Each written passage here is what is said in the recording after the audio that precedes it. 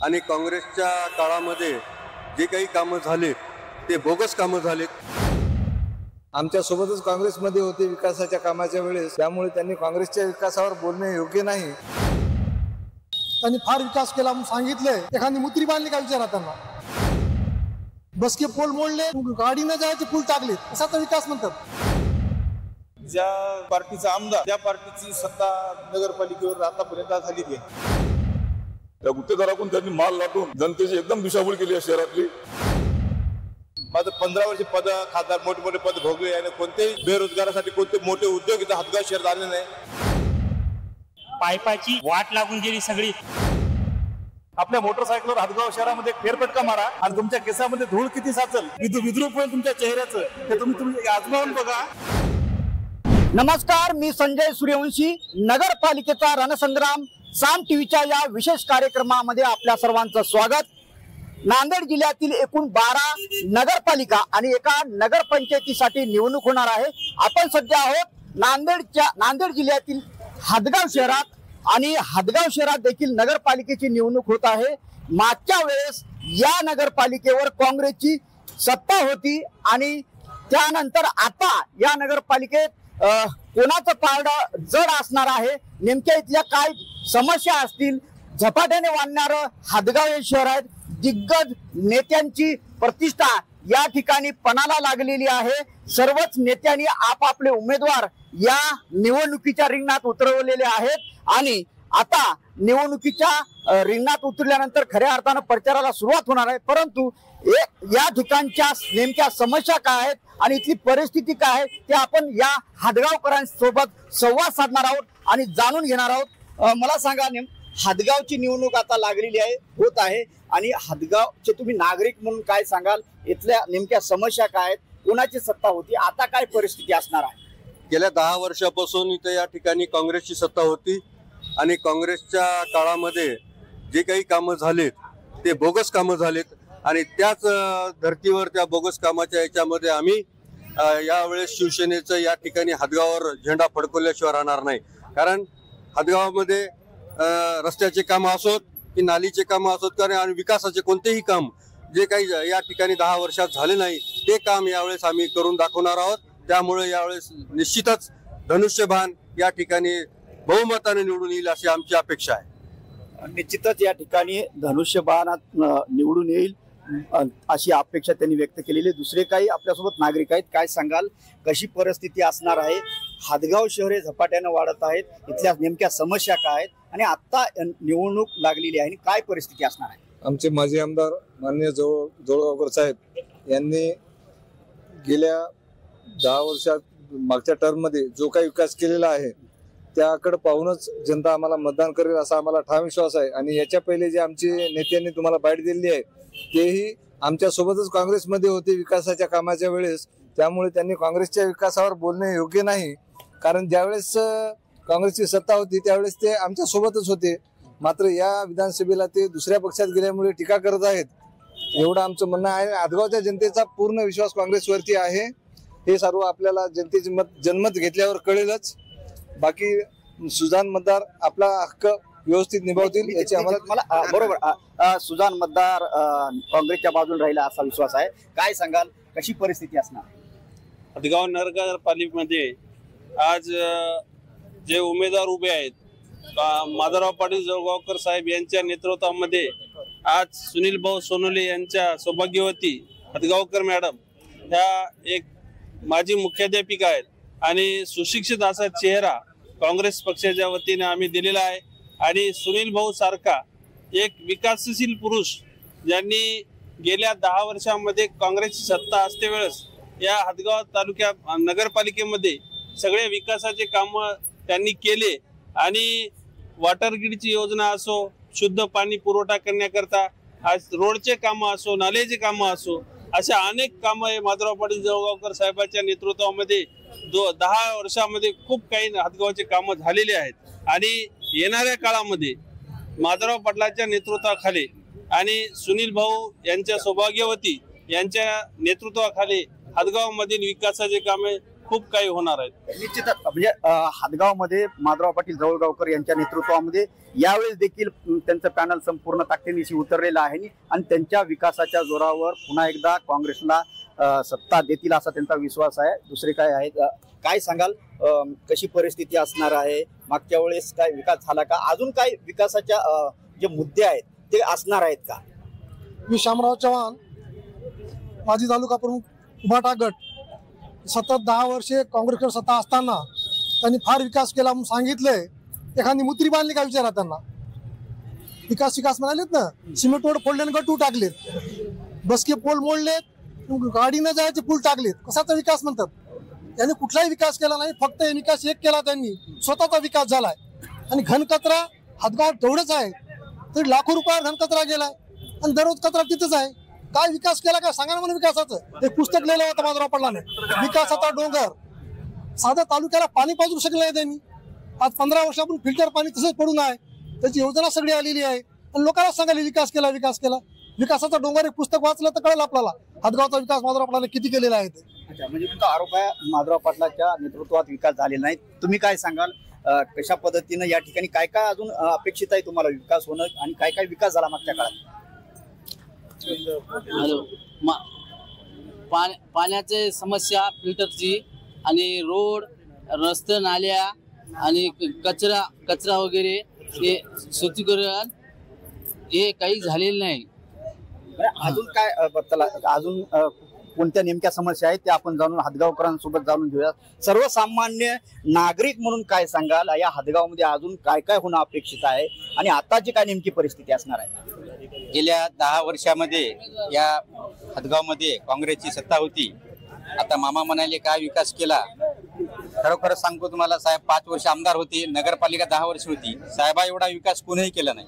आज हे म्हणतात काय केलं. तुम्ही जर येताना पाहिलं असेल तर तिथं शिवाजी महाराजांची कमान पहा. हादगावमध्ये येताना असा एवढं आकर्षक वाटते माणसाला की एंट्री केल्याबरोबर. आणि मामाने जे पाण्याचा प्रश्न मांडला, आज तुम्ही एक माहिती घ्या, आज 50 कोटी रुपयाची योजना पाणी फिल्टरेज केली आणि जवळपास 70% काम पूर्ण झालं आणि ते सुद्धा आहे. आणि तुम्ही आता रोड बघा, सगळं बघा, नाल्या बघा. आणि यापुढेही हादगावचा जे विकास करायचा आहे ते फक्त काँग्रेस करू शकते. तुमचा म्हणा विकास करणार सर्वसामान्य नागरिक सुद्धा आहेत आपल्यासोबत. काय सांगाल, इथली काय नेमकी परिस्थिती आहे? तुम्ही सर्वसामान्य नागरिक म्हणून काय सांगाल? एकंदरीत जर पाहिलं तर ज्या पार्टीचा आमदार त्या पार्टीची सत्ता नगरपालिकेवर आतापर्यंत झाली आहे. तर आता यावेळेस तर वाटेल बा कवळीकर साहेबांची पॅनल येईल.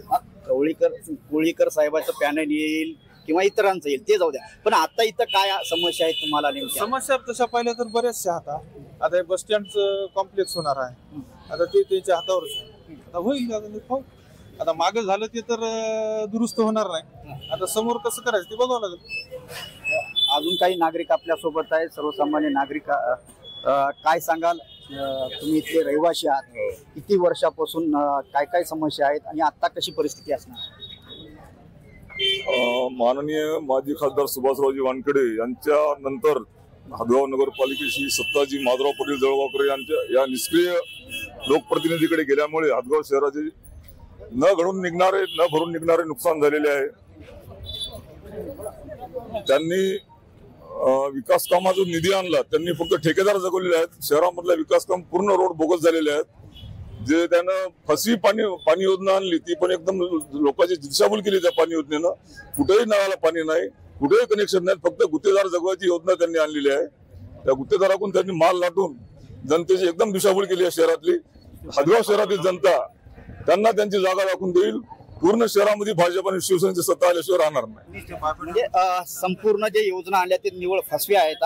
गुत्तेदार जगवण्यापुरता संपूर्ण 10 वर्षाचा जो कार्यकाळ होता तो काँग्रेसने काढला असा यांचा आरोप आहे. तुम्ही काय सांगाल काका? तुम्ही एक नागरिक म्हणून काय सांगाल?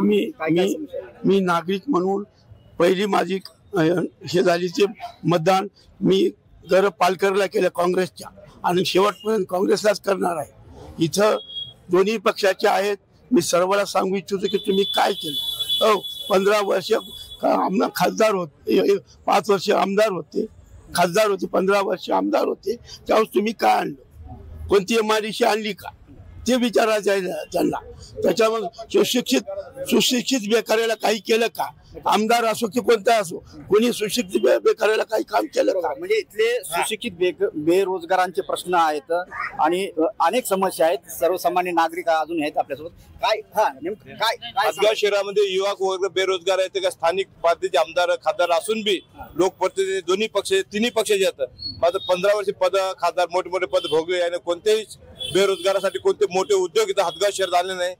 युवा वर्ग कामासाठी परगावी जाते, परप्रांतात परराज्यात जातात. तर स्थानिक लोकांना सगळे यंग जनरेशनचं सगळे सत्ताधाऱ्या विरोधात राहील. तुम्ही काय सांगाल? आतापर्यंतची हदगावची नगरपालिका ही काँग्रेसच्या विचाराचीच राहिलेली आहे आणि येथून पुढे सुद्धा आता सन्माननीय आमचे नेते माधवराव पाटील जळगावकर साहेब यांनी एक सुशिक्षित असा उमेदवार निवडलेला आहे आमच्या नगराध्यक्ष पदाचे आहेत. 5 वर्ष